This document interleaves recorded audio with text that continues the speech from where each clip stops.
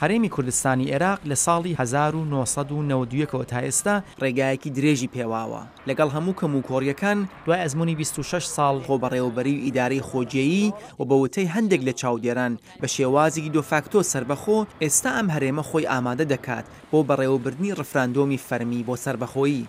پرسیار ئەوەیە کە ئەم هەرێمە ئامادەی سەربەخۆیی و بنیاتنانی یەکەمین وڵاتی کوردستانی لە مێژووی هاوچەرخدایە و ئەگەر ئامادە بێت کاردانەوەی دەسەڵاتی ناوەندی و وڵاتانی دراوسی عێراقی چی دەبێت؟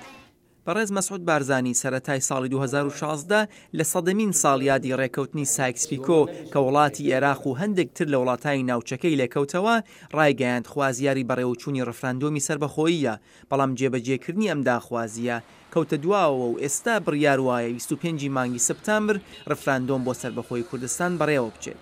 مەسعود بارزانی یەک لە بەرپرسانی هەرێمی کوردستان لە سمینارێک لە واشنگتۆندا دەڵێت ئامانجی سەرەکی سەربەخۆیی کەڵگوەرگرتنی گەلی کورد لە مافی یەکسانیە.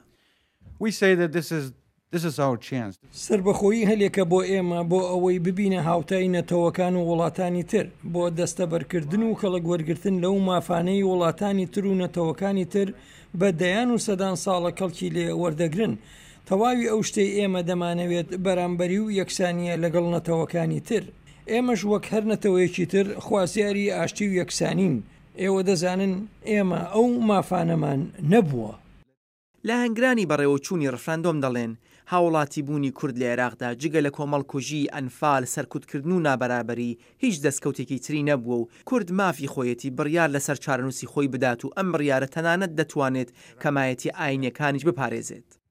چوونامە بۆ دەوڵەتبوونا کوردستانێ بۆ دوو تشتی گەلێکی گرنگە بۆمە کە ئێزدی هەکە ئەسنەها ئاخەبم کە ئێزدی ئەس دێ زەمانە مستەقبەلێ ملەتی خۆ بکەم و ئەزانم کەسش فێ دەولەتێ ڕۆژەکە جینۆسایدەک ناکە دژێمە ومدوێ ئەزل دەولەتەکێ بم احتیرامە حقوقێت مبکە کە ئێزدی کە دیانەت و ئەس نەخەلکێ شەخصێ دوێ بم یا سێ بم الوڵاتێ خۆ. گرنگی پاراستنی کەمایەتی ئاینیەکان لە کوردستانێکی سەربەخۆ یەک لەو پرینسیبانەیە کە هەندێک لە ئەندامانی ئەنجومەنی نوێنەرانی ئەمریکا وەک مەرجێک بۆ پشتگیری لە سەربەخۆی کوردستان دایدەنێن. بەڕای من هەر چەشنە پشتگیریەک بۆ سەربەخۆیی هەرێمی کوردستان بەسراوەتەوە یالانیکەم پەیوەندی هەیە بە پاراستنی مافی خۆبەڕێوەبەری مەسیحیەکان و ئێزدیەکان. دەسەڵاتی هەرێمی کوردستان دەبێت بە شێوەیەکی یەکسانی ئەوەی کە بۆ خۆیانی دەوێت بۆ مەسیحیەکان و ئێزدیەکانیشی بوێت. پشتگیری لە مافی بڕیاردان سەبارەت بە چارەنووسیان پرەنسیبێکە کە جێگای قسەی تێدا نییە. هەرچەند بە وتەی هەندێک لە چاودێرانی سیاسی لە هەر حاڵدا عێراقی ئەمڕۆ وەک لە دایکبووی سایکس-پیکۆ چیتر ناتوانێت بەردەوام بێت. عێراق وەک سیستەمێکی سیاسی گەنیوە و دەستور و قەوارەی عێراق لە ئاسێکی نزمدایە. ئێستا کاتی ئەوەیە کە کوردستان لێ جیابێتەوە و بە ڕێگەی خۆیدا بڕوات پێشەوەی لەگەڵ عێراقدا بگەنێت.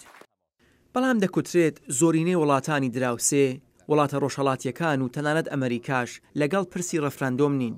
ئایا ئەمە دەتوانێت ئەگەر بە تەواوی ڕێگا لە بەڕێوەچوونی ڕەفراندۆم نەگرێت لانیکەم ببێتە هۆی بێ ئاکامی ڕەفراندۆمەکە؟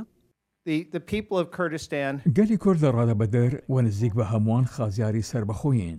کاتی گۆترا ڕەفراندۆم دەکرێت ناکرێت و ناتوانێت بیوەستینیت و سەربەخۆییش ڕناگیرێت و ڕناوەستێت. ڕاستەکە بە گوشارکی یەکجار زۆرەوە ڕەنگە دوا بخرێت، بەڵام کاتێک لەسەری قسەیان کرد ناکرێت بەری پێ بگرێت.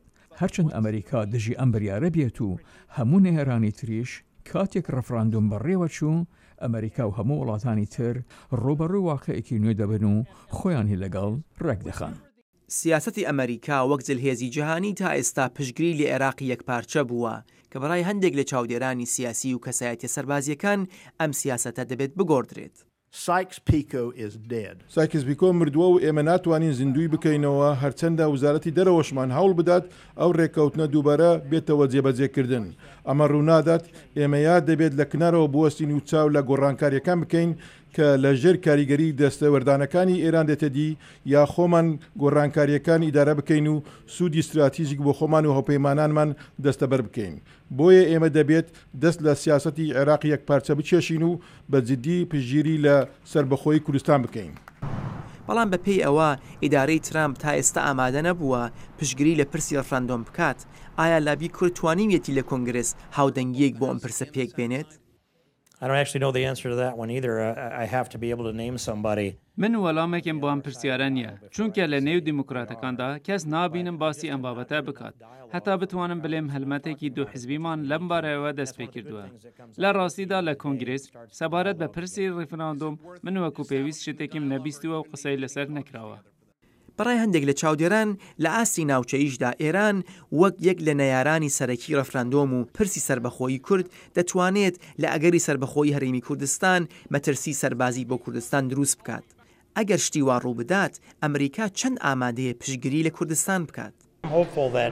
من هیوادارم شتێکی وا ڕوو نەدات. پێم وایە ڕیفراندۆم وەک خۆی نابێت شەڕ بنێتەوە لە نێوان ئێران و یان تورکیا لەگەل هەرێمی کوردستان. بەڵام من ناتوانم لەلایەن حکوومەتی ئەمریکاوە قسە بکەم بلێم لە چه ڕادەیەکدا بەرپرسیار دەبێت و باش وایە ئەوەندە شتێکە لە خۆمان قوول نەکەین بڕیار دەبێت لە ڕێگای ڕیفراندۆمەوە بە ئیرادەی خەڵک بدرێت و لەو خاڵەوە لەگەل ئەوەی ڕوودەدات هەلسوکەوت دەکەین. نیگەرانیەکان بەرامبەر بە بەڕێوەچوونی پرسی ڕەفراندۆم تەنیا نەبەسراوەتەوە بە هەڕەشەی نەیارانی دەرەکی کوردستان و نادیاربوونی چارەنووسی ناوچەدابڕاوەکان دوای ڕەفراندۆم یەک لەو مەترسیانەیە کە هەندێک لە لێکۆڵەرانی سیاسی ناوخۆ هێناوێنەتە ئاراوە. لە پەیوەندی لەگەڵ ناوچەدابڕاوەکان و ئەم ڕفراندۆمە بڕوای ئێمە ئەوەیە کە ناوچەدابڕاوەکان دەبێت و هەروەهاش بڕیار دراوە لە ڕفراندۆمەکەدا بەشدار بێ. بەڵام چارەنووسی ناوچەدابڕێنراوەکان وەک زۆر لە کێشەکانی تری نێوان کوردستان و بەغدا هاوکاتی دانوستانەکان لەگەڵ بەغدا بۆ چارەسەرکردنی کێشە گەورەکانی تری وەک نەوت و غاز و پێشمەرگە باس و ڕێکەوتنی لەسەر دەکرێت. بەڵێ ئێمە لە کەرکووک ئامادەی ڕفراندۆمین. هەموو ڕێبەران و سیاسەتوانانیش کاتێک باس لە ناوچەدابڕاوەکان دەکەن هاودەنگن کە چارەنووسی ئەم ناوچانە دانیشتوان بڕیاری لەسەر دەدا. ئێمە بۆ چارەسەرکردنی کێشەی ئەم ناوچانە مادەی 140مان هەیە کە تا ئێستا عێراق و دەسەڵاتی بەغدا ڕێگەی نەداوە بچێتە بواری جێبەجێکردنەوە. لە کۆتاییدا پرسیار ئەوەیە کە ئەگەر دەرەنجامی ڕەفراندۆمی 25 سپتامبر دەنگی ئەرێنی بە سەربەخۆی کوردستان بێت دەسەڵاتی هەرێمی کوردستان چەند ئامادەیە وڵاتی سەربەخۆی کوردستان ڕابگەیەنێت و دەسەڵاتی ئەمریکا و وڵاتانی هاوپەیمانی هەرێمی کوردستان چەند ئامادەن کوردستانی سەربەخۆ بە فەرمی بناسێنن.